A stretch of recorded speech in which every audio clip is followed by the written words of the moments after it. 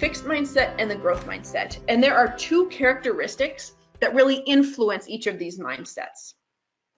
Okay, so it's beliefs and focus. So in the fixed mindset, they believe that skills are born and you can't learn and grow from it. And the focus of the fixed mindset is on performance outcomes. So am I winning or am I losing? And one of the main primary concerns in people in this mindset is doing their best to not look bad. Okay, so it doesn't necessarily matter if they're being successful or if they're exerting effort or anything like this. It's just, I need to do whatever I need to do in order to not look bad. Okay, so again, in sharp contrast, in the growth mindset, the belief is that skills are built and that you can learn and grow. And they're most concerned about and so the focus is really more about the process and getting better. So this idea of, am I better today than I was yesterday? Okay, so a sharp contrast to, I just don't want to look bad. Okay, so these characteristics and these mindsets have a huge influence on our ability to learn and get better. And so one way to think about what it takes to get better are by kind of 4 key ingredients. Okay, so kind of the keys to improvement are these 4 key ingredients. So effort, challenges, mistakes, and feedback. So let's start talking about the fixed mindset.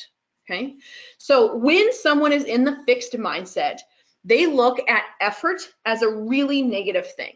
Okay, it is something that you do when you aren't good enough. They also don't see the value or purpose of putting in effort. They've been shown to back down and avoid challenging situations and frame them as a threat. They get really discouraged and worked up when they make mistakes or fail. And when someone receives feedback in this mindset from a coach or anybody else, they get really defensive, take it personally, and don't see the value or purpose of this feedback. So in other words, they really shy away from these 4 key things that would help them learn and grow because it would make them look bad. Okay, so flipping the script again, a person in the growth mindset looks at effort as a really useful thing. It is a necessary ingredient and part of the learning process. They're more likely to embrace challenges and persevere through them. They view them more as an opportunity, again, an opportunity to get better. They see mistakes as learning opportunities, and when they receive feedback, they appreciate it and use it. Sometimes it can be hard, but I think ultimately they definitely appreciate it. Okay, so now what I want to do is I want to combine all of these. So I'm going to show you how the characteristics influence these keys to improvement.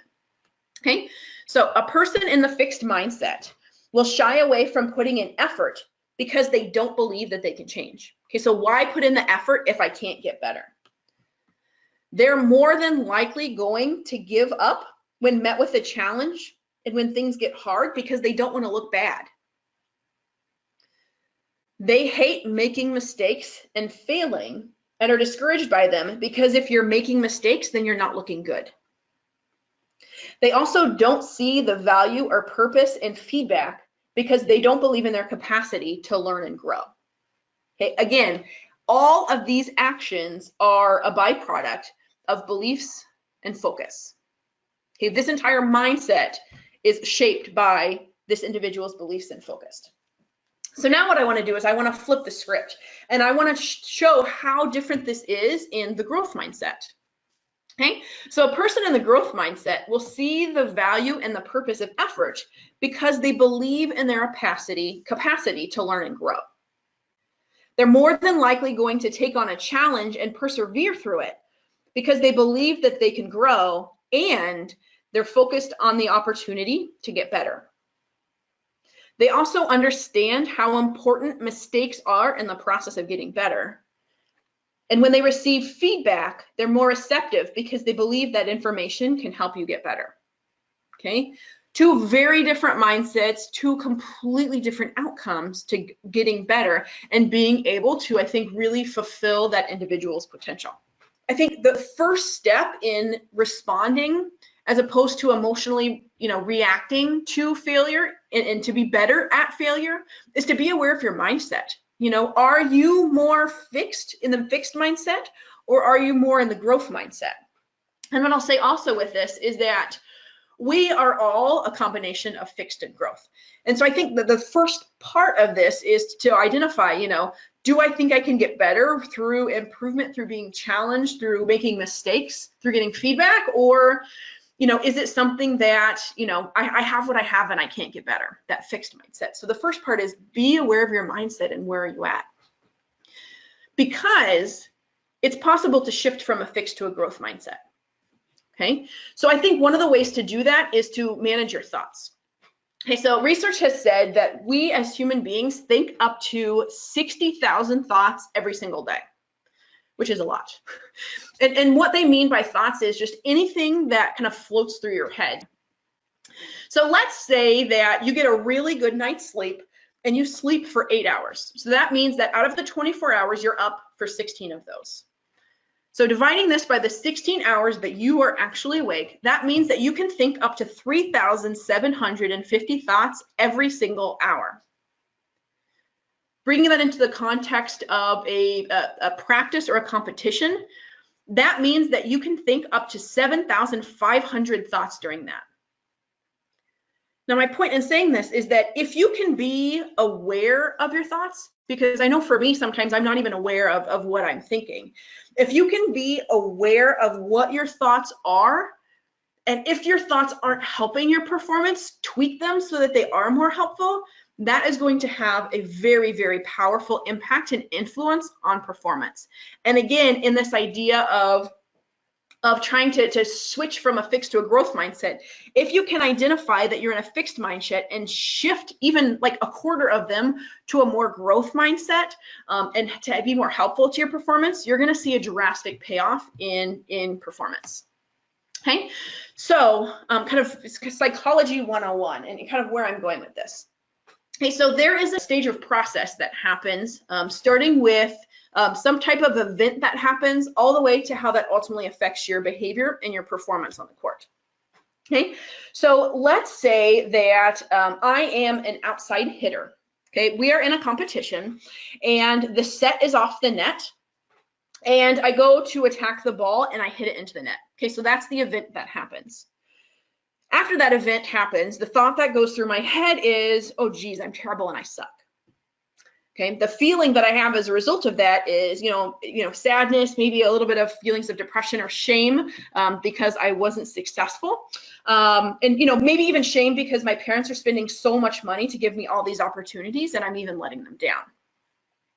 As a result of that, my behavior is maybe the next set to me, I'm really shaky regardless of where it is along the net. And I'm afraid to make a mistake. So I'm just generally not as aggressive and just happy to get the ball over the net and in play. You know, just as long as I don't mess up, that's good. So my performance totally suffers from where I was previously at.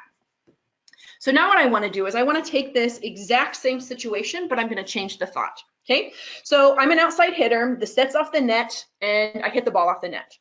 But this time, my thought is, well, it's all the setter's fault. Can't she just get me a good set?